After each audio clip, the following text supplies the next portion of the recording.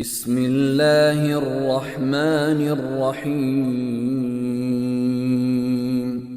عبس وتولى ان جاءه الأعمى وما يدريك لعله يزكى أو يذكر فتنفعه الذكرى أما من استغنى فأنت له تصدى وما عليك ألا يزكى وأما من جاءك يسعى وهو يخشى فأنت عنه تلهى كلا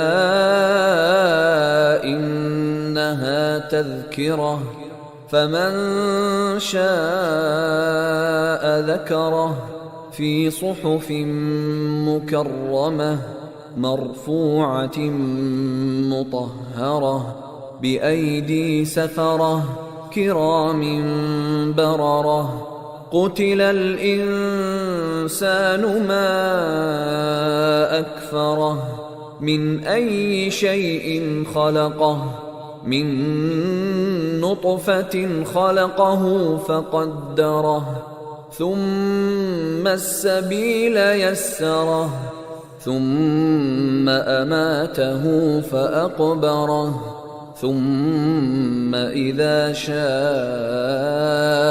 أنشره كلا لما يقض ما أمره فلينظر الإنسان إلى طعامه أنا صببنا الماء صبا ثم شققنا الأرض شقا فأنبتنا فيها حبا وعنبا وقضبا وزيتونا ونخلا وحدائق غلبا وفاكهة وأبا متاعا لكم ولأنعامكم فإذا جاءت الصاخة يوم يفر المرء من أخيه وأمه وأبيه وصاحبته وبنيه لكل امرئ منهم يومئذ شأن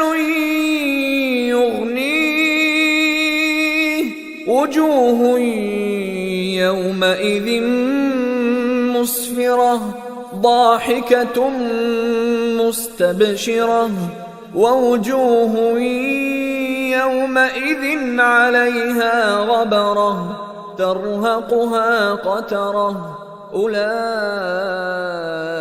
هم الكفرة الفجرة رب اشرح لي صدري ويسر لي أمري واحلل عقدة من لساني يفقهوا قولي ربنا زدنا علما اللهم فقهنا في الدين اللهم انفعنا بما علمتنا وعلمنا ما ينفعنا وزدنا علما اللهم آمین۔ انشاءاللہ سورہ عبسہ کی تفسیر پڑھیں گے۔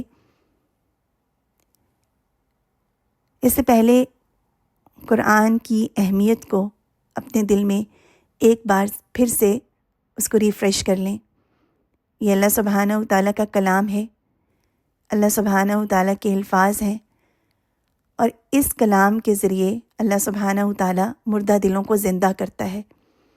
یہ وہ کلام ہے جس کے ذریعے اللہ سبحانہ و تعالیٰ اپنے بندے کی تربیت اس طرح کرتا ہے کہ اس کو اپنی پسند کے مطابق بنا لے، اور جب بندہ اپنے رب کی پسند کے مطابق ہو جاتا ہے تو اللہ سبحانہ و تعالیٰ اس کو اس جنت کا وعدہ دیتے ہیں جو اللہ سبحانہ و تعالیٰ نے اپنے بندوں کے لیے تیار کر رکھی ہے۔ اور یہ کلام ہمارے پیارے نبی صلی اللہ علیہ وسلم کے ذریعے ہم تک پہنچا، اللہم صلی وسلم علی نبینا محمد، اس کلام کا پڑھنا، اس کا سیکھنا اور اس کا سکھانا بابرکت ہے۔ نبی صلی اللہ علیہ وسلم نے فرمایا، قال النبی صلی اللہ علیہ وسلم ان افضلکم من تعلم القرآن وعلمہ۔ نبی صلی اللہ علیہ وسلم نے فرمایا، تم میں افضل بزرگی والا وہ شخص ہے جو قرآن سیکھے اور سکھائے۔ بہت طرح کے لوگوں پر ہم رشک کرتے ہیں اور ان کے جیسے بننا چاہتے ہیں، لیکن رشک صرف 2 ہی لوگوں پر جائز ہے۔ نبی صلی اللہ علیہ وسلم نے فرمایا 2 آدمیوں پر رشک کیا جا سکتا ہے۔ ایک تو اس شخص پر جس کو اللہ سبحانہ وتعالیٰ نے قرآن سکھا دیا، وہ رات میں اور دن میں اس کو پڑھتا رہتا ہے۔ اس کا ہمسایہ یوں رشک کرتا ہے کہ کاش مجھ کو بھی قرآن اسی طرح یاد ہو جاتا تو میں بھی اسی طرح کرتا، یعنی پڑھتا رہتا۔ دوسرے اس شخص پر جس کو اللہ تعالیٰ نے حلال مال عنایت فرمایا، وہ اس کو اچھے کاموں میں خرچ کرتا ہے۔ اس شخص پر یوں رشک کر سکتا ہے، یعنی اگر کسی کو رشک کرنا ہے تو وہ کس طرح رشک کرے، کاش مجھ کو بھی ایسے ہی دولت ملتی تو میں بھی اس کی طرح کرتا، اللہ کی راہ میں نیک کاموں میں خرچ کرتا۔ تو اگر ہم بہت ساری چیزوں سے انسپائر ہیں، بہت ساری چیزوں کے بت ہمارے دل میں ہیں، ان سب کو توڑ کر صرف 2 چیزیں اپنا لیں، اللہ کے کلام کی محبت اور اللہ کے دیے ہوئے مال اور رزق کو، خواہ وہ کسی بھی فارم میں ہے، اللہ ہی کی پسند کے مطابق استعمال کرنا اور اس کتاب کو سیکھنا، اس کو سمجھنا، یہ تمام نعمتوں میں اعلیٰ ترین نعمت ہے۔ سورہ عبسہ۔ اعوذ باللہ من الشیطان الرجیم، بسم اللہ الرحمن الرحیم۔ عبس وتولى أن جاءه الأعمى وما يدريك لعله يزكى أو يذكر فتنفعه الذكرى أما من استغنى فأنت له تصدى وما عليك ألا يزكى وأما من جاءك يسعى وهو يخشى فأنت عنه تلهى كلا إنها تذكرة فمن شاء ذكره في صحف مكرمة مرفوعة مطهرة بأيدي سفرة کرام بررہ۔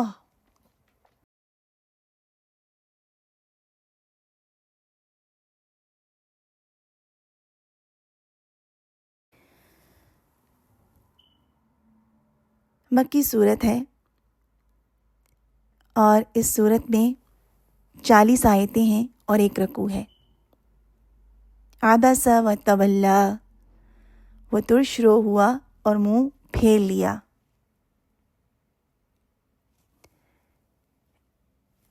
کس کے بارے میں بات کی جا رہی ہے؟ اس کے بارے میں مفسرین کا اتفاق ہے کہ نبی صلی اللہ علیہ وسلم ایک مرتبہ قریش کے سرداروں کو تعلیم دے رہے تھے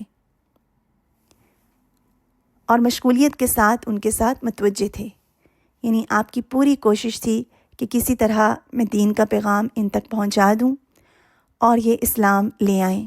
آپ اپنے کام میں اتنے متوجہ اور اتنے فوکس تھے، پوری توجہ کے ساتھ آپ ان کو دین سکھا رہے تھے اور آپ چاہ رہے تھے کہ یہ اسلام کو قبول کر لیں اور اس میں داخل ہو جائیں تاکہ ان کی نجات ہو جائے۔ آپ اپنی اس کوشش میں اتنے مصروف تھے کہ ایک اور صحابی جو کہ پرانے مسلمان تھے، عبداللہ بن ابن مکتوم رضی اللہ عنہ، وہ اکثر نبی صلی اللہ علیہ وسلم کی خدمت میں آتے اور آپ سے تعلیم حاصل کرتے اور آپ سے اکثر مسائل دریافت کرتے رہتے تھے۔ آج بھی آپ سوچیں کیسے کون سے لوگ ہیں۔ اگر آپ علم والے ہیں اور اگر آپ استاد ہیں اور تعلیم دیتے ہیں تو آپ نے دیکھا ہوگا کچھ طالب علم بہت سوال کرتے ہیں، کچھ سوالات تو ایسے ہوتے ہیں جو کہ محض سوال برائے سوال ہوتا ہے، لیکن کچھ طالب علم ایسے ہوتے ہیں جن کے اندر ایک شدید قسم کی طلب ہوتی ہے۔ وہ اللہ کی رضا حاصل کرنے میں اتنے مخلص ہوتے ہیں کہ وہ بار بار سوال کرتے ہیں کہ کہیں ایسا کریں تو کیا اس میں کچھ غلط تو نہیں ہو جائے گا، ایسا کریں تو کہیں اللہ سبحانہ و تعالیٰ کی ناراضگی تو نہیں آئے گی، اگر اس طرح کیا جائے تو کیا یہ درست ہے۔ ان کے سوالات کا مقصد دراصل اللہ سبحانہ و تعالیٰ کی رضا حاصل کرنا ہوتا ہے۔ ایک استاد کی حیثیت سے آپ دیکھیں کہ اگر آپ مصروف ہیں اور کوئی طالب علم آ کے آپ کو درمیان میں سوال کرتا ہے تو عمومی طور پہ آپ کا رویہ کیا ہوگا؟ ہو سکتا ہے جس کو آپ تعلیم دے رہے ہوں آپ اس میں اتنے متوجہ ہوں کہ آنے والے کو آپ پوری توجہ نہ دے سکیں، اور آپ ہو سکتا ہے اس پہ ناگواری بھی محسوس کریں۔ ایسے میں کیا کرنا چاہیے؟ کیا یہ ناگواری اللہ سبحانہ و تعالیٰ کو پسند ہے؟ اس میں ہمارے لیے کیا سبق اللہ سبحانہ و تعالیٰ نے رکھا ہے؟ نبی صلی اللہ علیہ وسلم متوجہ تھے اور پوری توجہ کے ساتھ دین کا پیغام پہنچا رہے تھے۔ آپ جن لوگوں سے بات کر رہے تھے ان میں مکہ کے وہ لوگ شامل تھے جو کہ مکہ کے رئیس لوگ تھے، اور کافی ان کا اثر تھا۔ آپ چاہ رہے تھے کہ یہ اسلام قبول کر لیں، کیونکہ جب با اثر لوگ اسلام قبول کرتے ہیں تو پھر کفر کا زور ٹوٹ جاتا ہے۔ آپ پورے خلوص سے اپنے کام میں مشغول تھے۔ عبس و تولا، وہ ترش ہوا اور منہ پھیر لیا۔ اب عبداللہ ابن مکتوم جب آئے اور آپ صلی اللہ علیہ وسلم نے ناگواری محسوس کی ان کے سوال سے، کیونکہ آپ مصروف تھے اور انہوں نے جب سوالات کرنے چاہے اور اپنی طرف نبی صلی اللہ علیہ وسلم کو متوجہ کرنا چاہا تو آپ نے ان کی طرف توجہ نہیں کی، بلکہ آپ کو تھوڑا سا گرا گزرا، آپ کی پیشانی پر بل پڑ گئے۔ اس پر آپ پر یہ آیتیں نازل ہوئیں کہ آپ کی بلند شان اور اعلیٰ اخلاق کے لائق یہ بات نہیں کہ جو اللہ سبحانہ و تعالیٰ کے خوف سے آتا ہے اور دین سیکھنا چاہتا ہے آپ اس سے منہ پھیر لیں اور ان لوگوں کی طرف متوجہ ہو جائیں جو کہ سرکش اور مغرور ہیں، یعنی وہ لوگ جو ابھی دین کی طرف نہیں آنا چاہتے۔ اکثر ایسا بھی ہوتا ہے کہ آپ کسی کو تعلیم دے رہے ہیں اور سکھا رہے ہیں اور وہ بہت توجہ سے آپ کی بات سن رہے ہیں، لیکن محض ایک فارمیلٹی کے طور پر، اور وہ دراصل اس طرح نہیں سیکھنا چاہ رہے۔ وہ کبھی کبھی آ جاتے ہیں قرآن کی محفل میں، لیکن ان کا مقصد قرآن کے ساتھ ان کا وہ تعلق نہیں ہوتا۔ اسی طرح مکہ کے یہ رئیس بھی نبی صلی اللہ علیہ وسلم کے پاس موجود تھے اور آپ کے سوالات کا جواب بھی دے رہے تھے، لیکن اسلام کے قبول کرنے میں اتنے انٹرسٹڈ نہیں تھے۔ اگر ان میں کوئی ایسی خیر ہوتی تو اللہ سبحانہ و تعالیٰ ان کے بارے میں اس طرح ذکر نہ کرتے۔ ان جاءہ الاعمی، یعنی آپ نے منہ پھیرا ہے کہ آپ کے پاس کوئی نابینا آ گیا ہے۔ وما یدریک لعلہ یزکی، آپ کو کیا خبر کہ شاید وہ سنور جاتا، یعنی آپ کی بات سے اس کا تزکیہ ہو جاتا، آپ جو اس کو بات بتاتے اس کا لیول اللہ کے ہاں میں اور بڑھ جاتا، نیکی میں وہ ایک قدم اور آگے بڑھ جاتا۔ او یذکر فتنفعہ الذکریٰ، یا نصیحت سنتا اور اسے نصیحت فائدہ پہنچاتی، یعنی وہ آپ کی بات سنتا اور اس کو جذب کر لیتا اور اس کو فائدہ ہوتا۔ دیکھیں جب آپ کچھ اچھا سا ہیلتھی چیز کھاتے ہیں تو آپ کا جسم اس کو قبول کر لیتا ہے اور آپ کو اس کا فائدہ ہوتا ہے۔ ہیلتھی جسم کی نشانی ہے کہ وہ خوراک کو ہضم کر لیتا ہے آسانی کے ساتھ، اور پھر وہ اس کے بدن کا حصہ بن جاتی ہے، اس کے خون میں شامل ہو کر اس کے پورے بدن کو انرجی پہنچاتی ہے۔ یہ ایک ہیلتھی شخص کی اور ہیلتھی انسان کی مثال ہے۔ اسی طرح جو لوگ ہیلتھی ہوتے ہیں اسپرچول طور پر بھی، ان کو جب کوئی اللہ کی بات بتائی جاتی ہے، ان کے دل زندہ ہوتے ہیں تو وہ فوراً اس کو ایبزارب کرتے ہیں۔ جیسے ایک زمین پیاسی ہے، اس پر پانی ڈالا، فوراً اس نے ایبزارب کر لیا، تو بالکل اسی طرح کچھ دل بھی ایسے ہوتے ہیں۔ اور فَتَنْفَعَهُ الذِّكْرَىٰ، یعنی آپ ان کو نصیحت کرتے تو اس کو وہ نصیحت فائدہ پہنچاتی۔ وہ جذب کرنے والا دل تھا، وہ پیاسا دل تھا، آپ اس پر پانی ڈالیں گے تو وہ ضرور فائدہ اٹھائے گا۔ اما من استغنیٰ، تو وہ جو بے پرواہی برتتا ہے، یعنی استغنا، بے نیاز ہے، آپ اس کو بار بار بتاتے ہیں، آپ اس کو بار بار اس کو بلاتے ہیں، وہ آ جاتا ہے بے نیازی کے ساتھ، قدر نہیں ہے۔ آپ سوچیں کہ کہیں میں تو ان لوگوں میں شامل نہیں ہوں جو قرآن سے بے نیاز ہے۔ اس کو قرآن سنایا تو جاتا ہے، لیکن وہ اس میں سے صرف اپنی فائدے کی، دنیاوی فائدے کے پوائنٹس اس میں سے چن لیتا ہے۔ دنیا میں جو وہ کام کر رہا ہے وہ قرآن سے بس انہی باتوں کو چنتا ہے جس سے اس کے دنیاوی کاموں کو سپورٹ ملتی ہے۔ اچھا، قرآن تو یہ بھی کہتا ہے، قرآن تو اس طرح بھی کہتا ہے، تو میں جو یہ کام کر رہی ہوں یہ قرآن کے مطابق ہے۔ صرف ان چیزوں میں جو دنیاوی فائدے ہیں، جہاں کہیں پر اس کی دنیا کی کسی چیز کو ذرا سی بھی ٹھیس پہنچتی ہے، وہاں پر وہ ٹوٹل بے نیازی اختیار کر لیتا ہے کہ نہیں، یہ تو میرے لیے نہیں ہے، یا یہ میری سمجھ سے باہر ہے۔ فَأَنْتَ لَهُ تَصَدَّىٰ، نبی صلی اللہ علیہ وسلم سے کہا جا رہا ہے تو اس کی طرف تو آپ پوری توجہ کرتے ہیں، یعنی وہ جو لاپرواہی کر رہا ہے، آپ چاہتے ہیں کہ وہ اسلام قبول کر لیں۔ اور آپ دیکھیں کہ جو لوگ نبی صلی اللہ علیہ وسلم کے پاس اس ٹائم پہ موجود تھے اور آپ صلی اللہ علیہ وسلم ان سے جب گفتگو فرما رہے تھے، تو اس میں ہے کہ ابی بن خلف تھے، اس کے علاوہ اور بھی کچھ لوگ تھے، اور ابی بن خلف وہ شخص تھا جس نے نبی صلی اللہ علیہ وسلم کو ابتدائی دور میں جب آپ نے اسلام کی تبلیغ کا آغاز کیا تو بہت تکلیفیں پہنچائیں۔ کہ وہی شخص تھا جب اس کے دوست عتبہ نے نبی صلی اللہ علیہ وسلم کو اپنے گھر پہ دعوت پہ بلایا، اور نبی صلی اللہ علیہ وسلم نے اس کا کھانا کھانے سے پہلے کہا کہ میں تب تک کھانا نہیں کھاؤں گا، آپ نے فرمایا جب میں تب تک تمہارا کھانا نہیں کھاؤں گا جب تک تم لا الہ الا اللہ نہ پڑھ لو۔ وہ مکہ کے رئیس لوگوں میں سے تھا، اس کے لیے شرمندگی کا باعث تھا کہ اگر کوئی ان کے گھر مہمان آئے اور کھانا کھائے بغیر چلا جائے تو یہ اس کے لیے ایک طرح سے انسلٹ کی بات تھی، کیونکہ اس کی انسلٹ ہوتی تو اس نے بھی لا الہ الا اللہ کہہ دیا۔ یا یہ بھی ممکن ہے کہ وہ واقعی نبی صلی اللہ علیہ وسلم کی بات سے متاثر ہوا اور اس نے لا الہ الا اللہ پڑھ لیا اور مسلمان ہو گیا، یعنی ایک شخص مسلمان ہو گیا۔ اب اس کے بعد وہ اپنے جگری دوست، بیسٹ فرینڈ کے پاس گیا۔ دیکھیں دوستوں کا چناؤ کتنا ضروری ہے۔ ابی بن خلف نے اس سے کہا کہ تم نے لا الہ الا اللہ پڑھ لیا؟ تو اس نے کہا نہیں، وہ تو ایک لمحہ تھا، میری عزت کا معاملہ تھا، اگر میں اس ٹائم پہ لا الہ الا اللہ نہ پڑھتا تو آپ صلی اللہ علیہ وسلم کھانا نہ کھاتے، انہوں نے مجھے کہا تو میں نے ان کا دل رکھنے کے لیے کہہ دیا۔ تو ابی بن خلف نے کہا کہ اس طرح تو نہیں، تمہیں پروف کرنا پڑے گا کہ تم مسلمان نہیں ہو۔ تو اس نے کہا کہ کس طرح پروف کروں، اپنے بیسٹ فرینڈ سے کہا۔ اب دیکھیں کہ دوستوں کا انسان کی شخصیت پر کتنا اثر پڑتا ہے۔ ایسے دوست جو آپ کو اللہ سے، یا ایسی کمپنی جو اللہ سے دور کرتی ہے، اس کے بارے میں ضرور الرٹ رہیں۔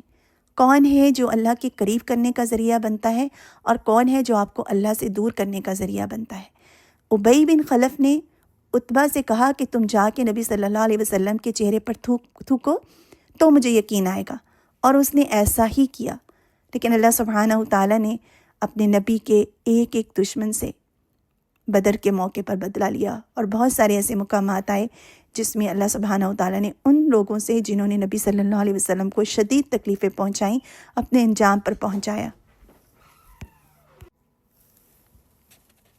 تو اس میں آپ بھی دیکھ لیں کہ کون سے ایسے دوست ہیں جن کی کمپنی ہمیں اللہ سے دور کرتی ہے۔ تو کچھ لوگ ایسے ہوتے ہیں جو کہ بے نیاز ہوتے ہیں، انہیں دراصل دین سے کوئی تعلق نہیں ہوتا، محض کچھ مقاصد کی وجہ سے یا محض مروت کی وجہ سے وہ دین کی بات سن رہے ہوتے ہیں۔ اللہم لا جعلنا منہم، کہ اللہ ہمارے دل کو کھول دیں، جب قرآن ہم سنیں وہ ہمارے دل کے اندر اتر جائے۔ اور میں اور آپ ایک دوسرے کا دل نہیں کھول سکتے، اللہ کے علاوہ اس دل کی کھلنے کی چابی کسی کے ہاتھ میں نہیں۔ یہ وہ نعمت ہے جو اللہ سبحانہ و تعالیٰ مانگنے پر عطا کرتے ہیں، تو اللہ سبحانہ و تعالیٰ سے یہ نعمت مانگنی چاہیے۔ فَأَنْتَ لَهُ تَصَدَّى، تو اس کی طرف آپ پوری توجہ کرتے ہیں، یعنی جو بے پرواہی برتتا ہے۔ وَمَا عَلَيْكَ أَلَّا يَزَّكَّى، حالانکہ اس کے ناز سنبھلنے پر آپ پر کوئی الزام نہیں ہے، یعنی آپ پر کیا ہے کہ اگر وہ تزکیہ نہ کرے، اگر وہ اسلام قبول نہیں کرتے تو آپ پر اس کا کوئی الزام نہیں ہے۔ آپ کا کام تو صرف یہ ہے کہ آپ اپنا پیغام پہنچا دیں۔ تو اس لیے بعض اوقات کچھ لوگوں کو اسلام کے لانے کے لیے ایسی ایفرٹس کرنا کہ اس کی وجہ سے وہ لوگ جن کا حق ہے وہ اگنور ہو جائیں، یہاں پر یہ معلوم ہوتا ہے کہ یہ پسندیدہ نہیں ہے۔ وہ لوگ جو دین کی طرف آنا چاہتے ہیں، جن کے اندر طلب ہے اور جو سیکھنا چاہتے ہیں، اگر وہ آپ کا وقت لے رہے ہیں تو ان کو وقت دیں۔ آپ نہیں جانتے آپ جو وقت ان کو دے رہے ہیں اور ان کا تزکیہ ہو رہا ہے، اللہ سبحانہ و تعالیٰ ان کے ذریعے خیر کہاں تک پہنچا دیں، اور کس طرح اللہ سبحانہ و تعالیٰ قیامت کے دن ان کو آپ کی بخشش کا ذریعہ بنا دیں۔ وَأَمَّا مَنْ جَاءَكَ يَسْعَىٰ وَهُوَ يَخْشَىٰ فَأَنْتَ عَنْهُ تَلَهَّىٰ، اللہ سبحانہ و تعالیٰ فرماتے ہیں جو شخص تمہارے پاس دوڑتا ہوا آتا ہے، یسعیٰ، آپ جاتے ہیں دوڑ کر اللہ کے دین کو سیکھنے کے لیے، یعنی یہ پسندیدہ بات ہے۔ اس سے معلوم ہوتا ہے کہ اللہ کے دین کو سیکھنے کے لیے توجہ کا ہونا، شوق کا ہونا، طلب کا ہونا، اور اس کی طرف جانے کے لیے سعی کرنا، کوشش کرنا، بھاگ دوڑ کے اس کام کی طرف جانا، یہ اللہ سبحانہ و تعالیٰ کو پسند ہے۔ آپ جو لوگ قرآن سیکھنے کے لیے آئے ہیں، یا جنہوں نے قرآن سیکھنے کے لیے ایون کوئی لنک کھولا ہے اور وہ سن رہے ہیں، کیا کہیں پر آپ کو انوائٹ کیا گیا ہے، یا آپ ایک قرآن کے طالب علم ہیں اور آپ اس میں کوشش کر رہے ہیں، اور آپ ایسی جگہوں پر جانے کی سعی کرتے ہیں، کوشش کرتے ہیں جہاں پر جا کر آپ کو اللہ سبحانہ و تعالیٰ کے بارے میں سننے کو ملے تاکہ آپ کا تزکیہ ہو، یہ آپ کے دل کی خوراک ہے۔ تو وَأَمَّا مَنْ جَاءَكَ يَسْعَىٰ، تو وہ جو آپ کے پاس دوڑتا ہوا آتا ہے، یہ داعی، یہ جو قرآن کے کہا جا رہا ہے، جو شخص قرآن کی دعوت دیتا ہے، جو دین کی دعوت دیتا ہے، اس کو تعلیم دی جا رہی ہے کہ اگر کوئی آپ کے پاس بھاگتا ہوا آتا ہے، آپ دیکھتے ہیں کہ اس کے اندر طلب ہے، وہ یخشیٰ، اور وہ اللہ سے ڈرتا ہے، کیونکہ جو اللہ سے ڈرتا ہے وہی جائے گا۔ اللہ کا قرب حاصل کرنا کون چاہتا ہے؟ میں اور آپ کیوں اللہ سبحانہ و تعالیٰ کا قرب حاصل کرنا چاہیں گے؟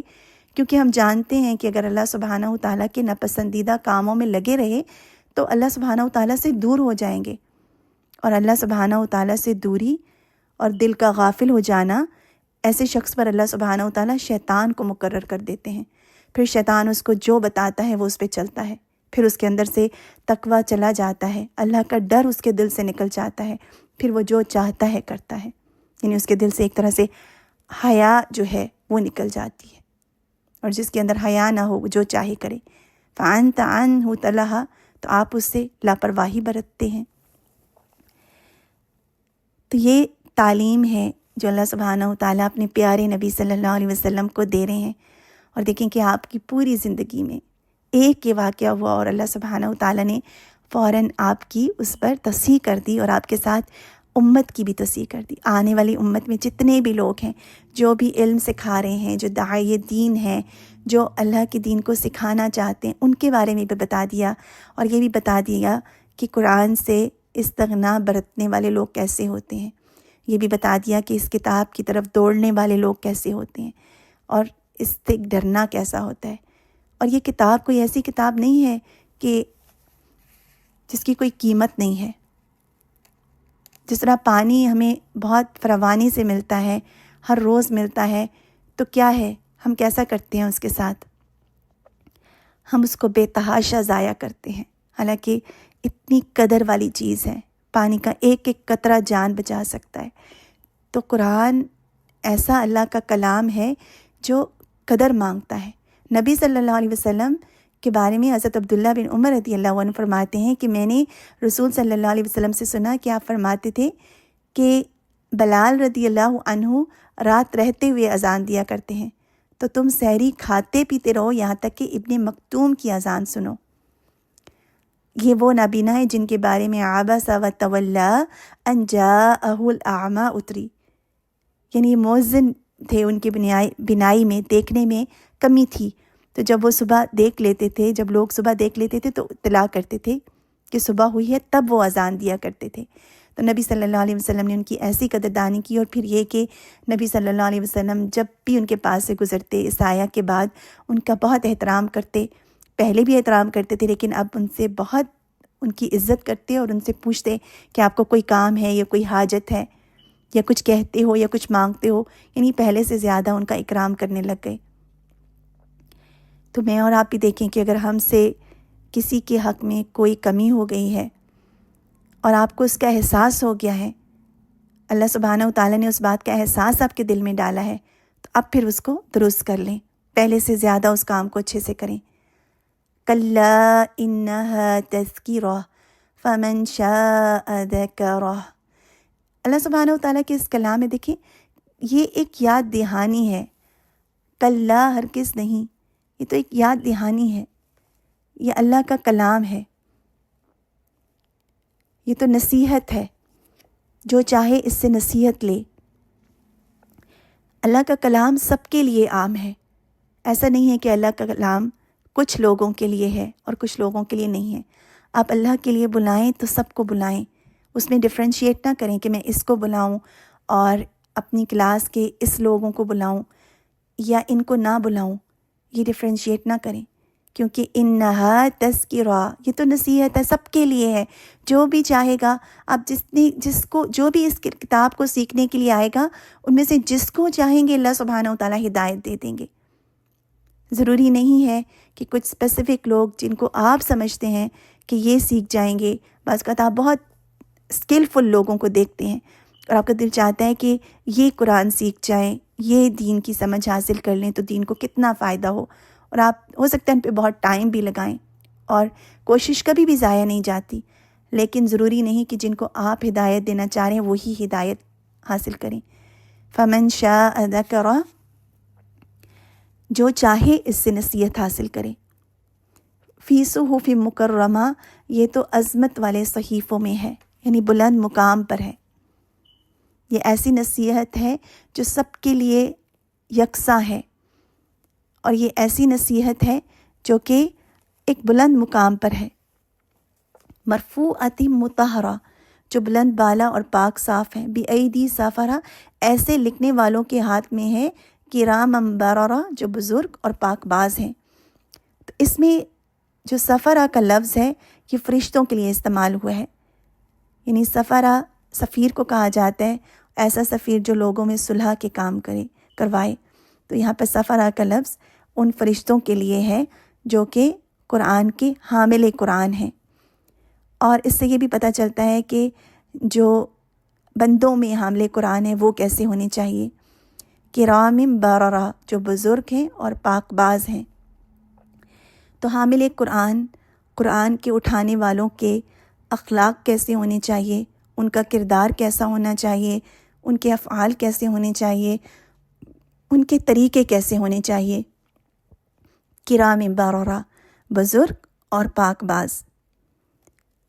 کس طرح سے بزرگ؟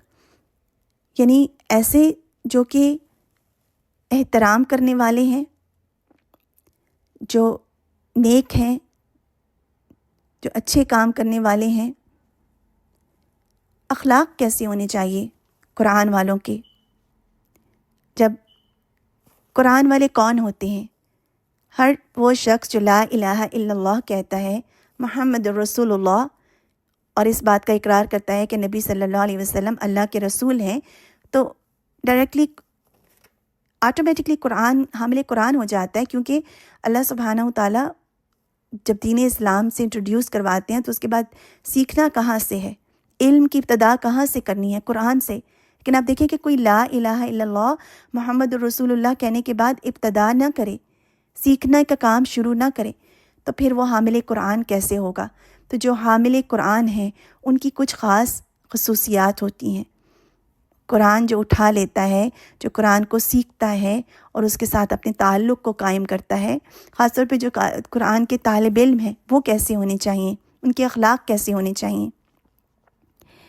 کھلے میں اور چھپے میں اللہ سبحانہ و تعالیٰ کا ڈر، مسلسل اپنے اخلاق کی نگرانی، حفیظ، حفاظت کرنے والے، اپنی نگاہوں کی، اپنی زبان کی، اپنے اعمال کی۔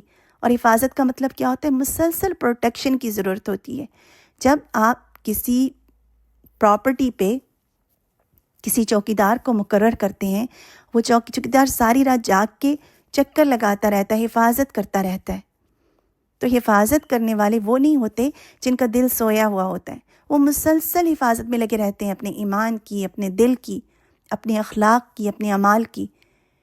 وہ غافل نہیں ہوتے، اور اگر وہ غافل ہو جائیں تو فوراً جاگ جاتے ہیں، کیونکہ ہم انسان ہیں نا، ہم غافل ہو سکتے ہیں، لیکن پھر وہ فوراً جاگ جاتے ہیں اور فوراً اپنی اس غلطی سے پلٹتے ہیں جو اخلاق کے منافی ہوتی ہے۔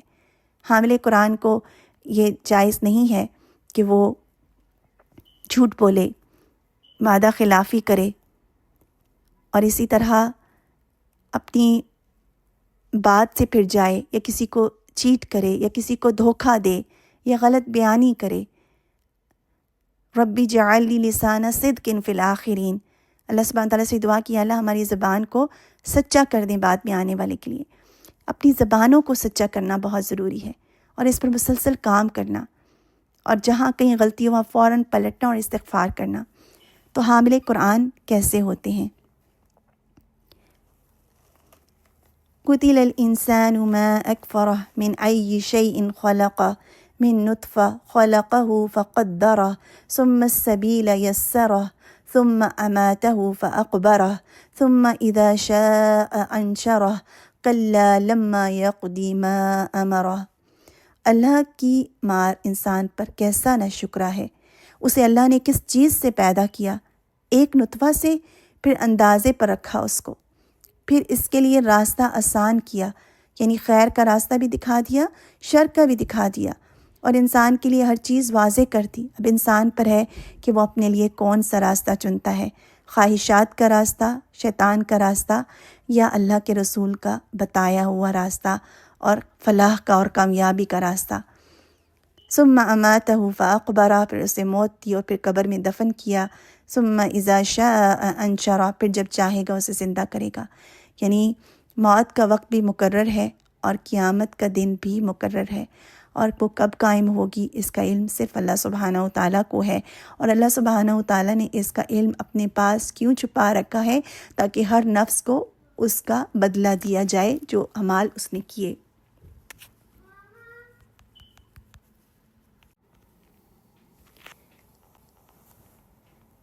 کلا لما یقضی ما امرہ، یہاں اللہ سبحانہ و تعالیٰ انسان کو وہ تمام نعمتیں جو اللہ سبحانہ و تعالیٰ نے انسان کو دی ہیں، انسان کیسا نہ شکرہ ہے کہ اللہ سبحانہ و تعالیٰ نے اسے کیسے بنایا، ایک نطفہ سے بنایا۔ اور جب انسان پیدائش سے پہلے اپنی ماں کے پیٹ میں جب تھا، خود خوراک لینے پہ بھی قادر نہ تھا، اتنا کمزور انسان جب پیدا ہوتا ہے تو تب کتنا ویک ہوتا ہے، اپنے آپ کو خود سے اٹھا بھی نہیں سکتا، اپنا ہاتھ بھی نہیں اٹھا سکتا۔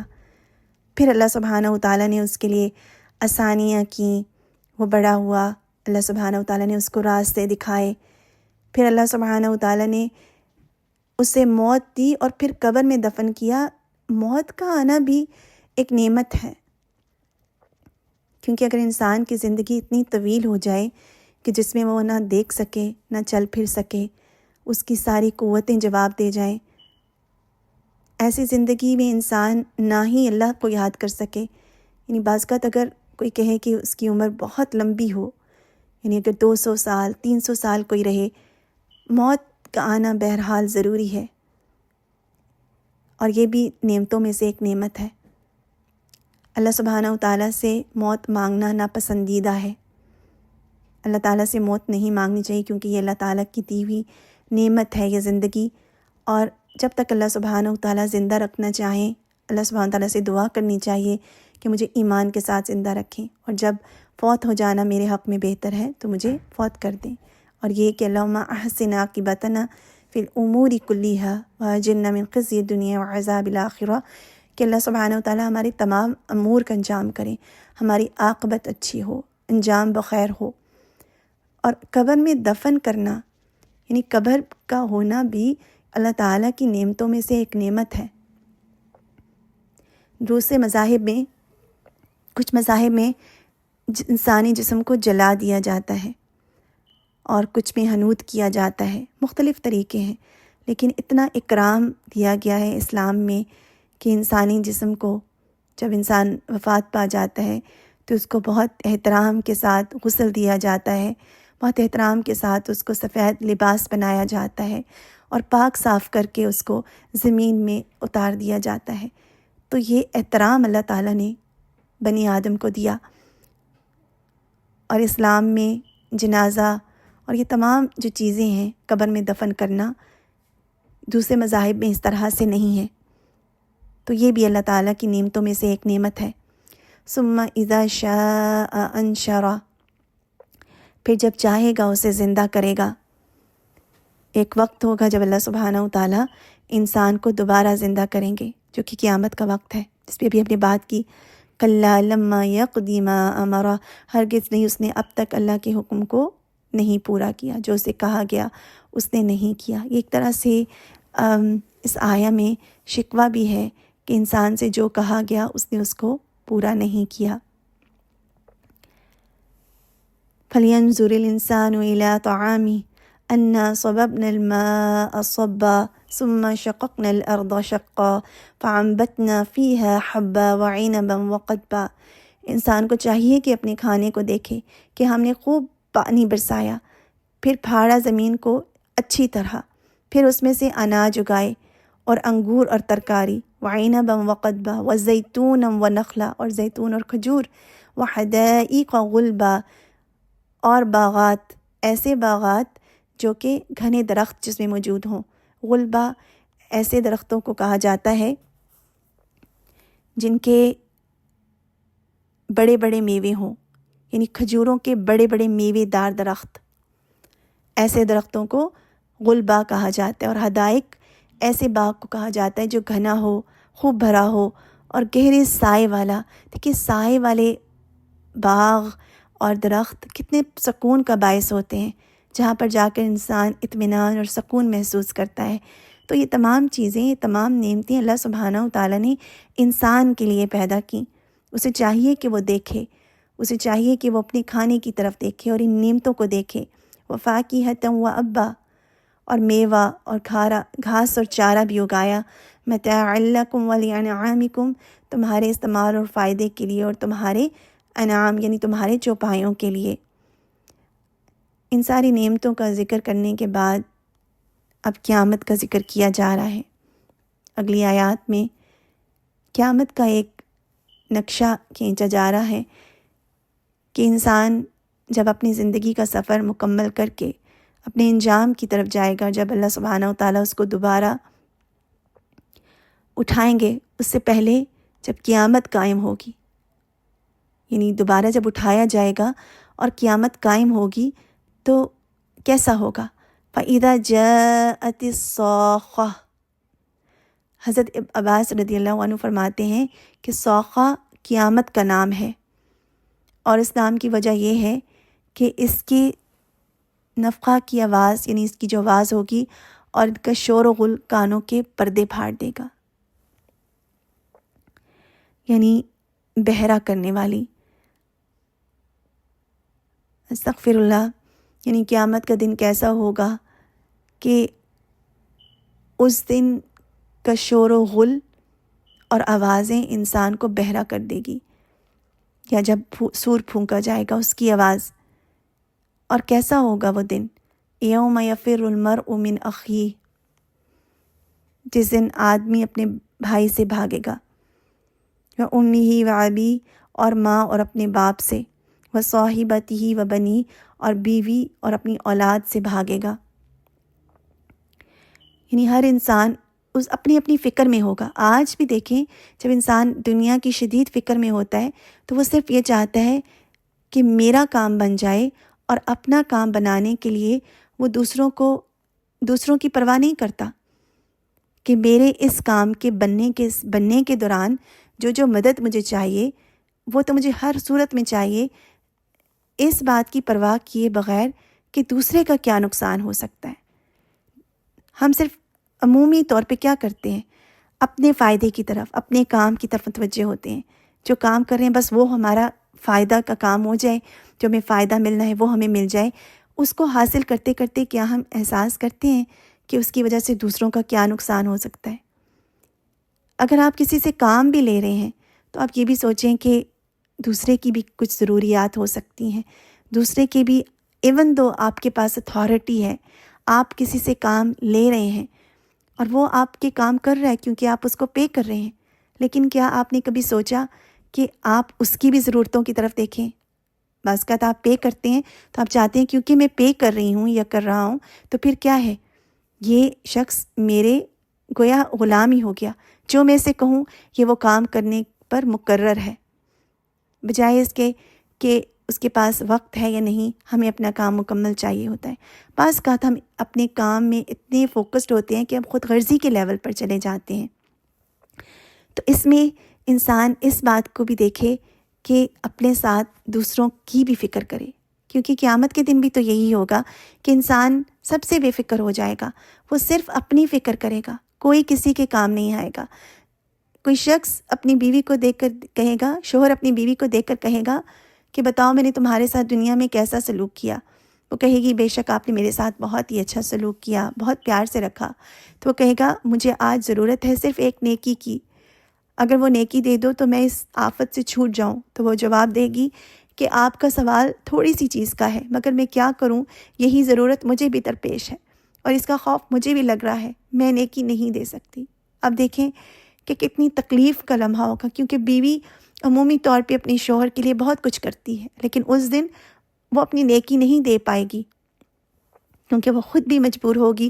ہر انسان کو اپنی فکر ہوگی، میں اس مصیبت سے بچ جاؤں، کیونکہ جان پر جب تکلیف پڑے گی تو انسان کو معلوم ہوگا کہ میں یہاں سے بچ کر کہاں جاؤں۔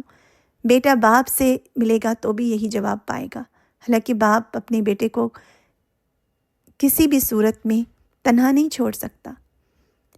اسی طرح ایک حدیث کے مفہوم کے مطابق نبی صلی اللہ علیہ وسلم نے فرمایا کہ اولو العزم پیغمبروں سے لوگ شفاعت کی طلب کریں گے اور ان میں سے ہر ایک یہی کہے گا نفسی نفسی، یہاں تک کہ عیسیٰ علیہ السلام بھی فرمائیں گے آج میں خدا کے سوا، اللہ کے سوا اپنی جان کے اور کسی کے لیے کچھ نہ کہوں گا۔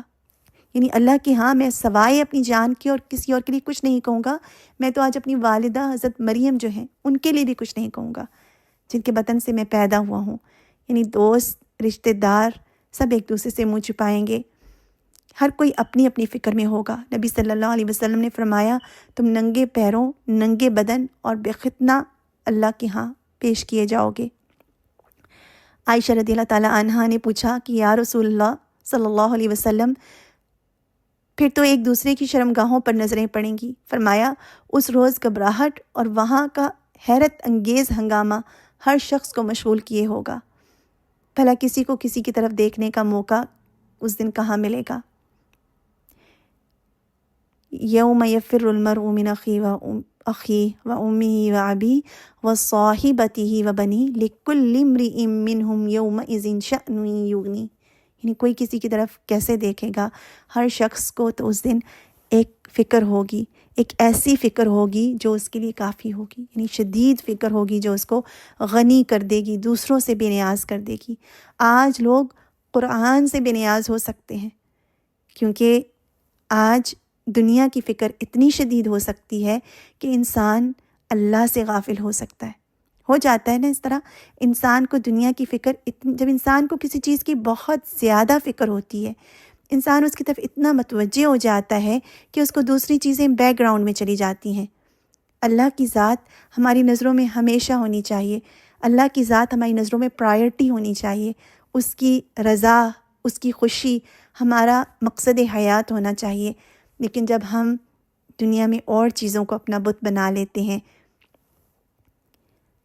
ہم عزت کو اپنا بت بنا لیتے ہیں، دنیاوی فیم کو اپنا بت بنا لیتے ہیں، دنیاوی مال و دولت کو اپنا بت بنا لیتے ہیں، دنیاوی ٹیکنالوجی کو اپنا بت بنا لیتے ہیں، یا دنیا میں کسی بھی چیز کو جو بہت آج کل تو ٹیکنالوجی ہے یا ہمارے فونز ہیں، وہ ہمیں یا ہماری یہ چیزیں ہیں جو ہمیں اپنے میں اتنا انوالو کر لیتی ہیں کہ اللہ سبحانہ و تعالیٰ کی یاد پیچھے چلی جاتی ہے. تو اس یاد کو تر و تازہ کرنا بہت ضروری ہے. یعنی صرف یہ کہنا کہ میں نماز پڑھ لوں گی تو یاد تازہ ہو جائے گی، بہت اچھی بات ہے، لیکن اس یاد کو بڑھانے کی ضرورت ہے، اور وہ تبھی بڑھتی ہے جب آپ علم حاصل کرتے ہیں، جب آپ اللہ کے کلام کو سیکھتے ہیں، اور کس طرح سے سیکھتے ہیں اس پر غور و فکر کر کے. یا آپ کوئی محفل میں بیٹھ جائیں، کچھ ایسے دوستوں کو بٹھا لیں اور بیٹھ کر قرآن کو سیکھ لیں. اس سے آپ کا تزکیہ ہوتا ہے، اللہ کی یاد میں اضافہ ہوتا ہے، اور پھر وہ جو غنا کی کیفیت ہے نا، اللہ سبحانہ و تعالیٰ سے ایسی بے نیازی کہ انسان اس سے بے فکر ہو کے باقی کاموں میں پڑ جائے.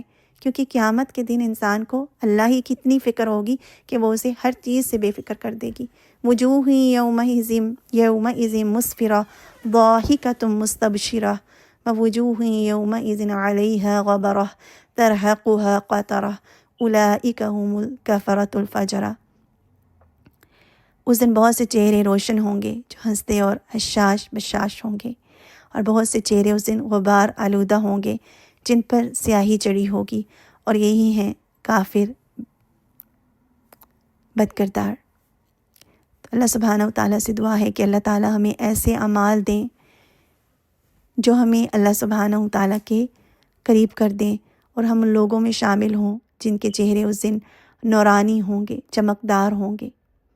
ربنا لا تزغ قلوبنا بعد إذ هديتنا وهب لنا من لدنك رحمة إنك أنت الوهاب. ربنا آتنا في الدنيا حسنة وفي الآخرة حسنة وقنا عذاب النار. اللهم ارزقنا حبك وحب من يحبك وحب عمل يقرب إلى حبك. اللهم ألف بين قلوبنا وأصلح ذات بيننا واهدنا سبل السلام. ربنا تقبل منا إنك أنت السميع العليم وتب علينا إنك أنت التواب الرحيم. سبحانك اللهم وبحمدك نشهد أن لا إله إلا أنت نستغفرك ونتوب إليك. السلام علیکم ورحمۃ اللہ وبرکاتہ. بسم اللہ الرحمن الرحیم. عبس وتولى أن جاءه الأعمى وما يدريك لعله يزكى أو يذكر فتنفعه الذكرى. أما من استغنى فأنت له تصدى وما عليك ألا يزكى. وأما من جاءك يسعى وهو يخشى فأنت عنه تلهى. كلا إنها تذكرة فمن شاء ذكره. في صحف مكرمة مرفوعة مطهرة بأيدي سفرة كرام بررة. قتل الإنسان ما أكفره من أي شيء خلقه من نطفة خلقه فقدره ثم السبيل يسره ثم أماته فأقبره ثم إذا شاء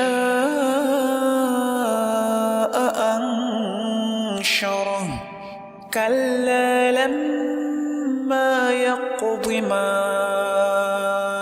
أمره فلينظر الإنسان إلى طعامه أنا صببنا الماء صبا ثم شققنا الأرض شقا فأنبتنا فيها حبا وعنبا وقضبا وزيتونا ونخلا وحدائق غلبا وفاكهة وأبا متاعا لكم ولأنعامكم فإذا جاءت الصاخة يوم يفر المرء من أخيه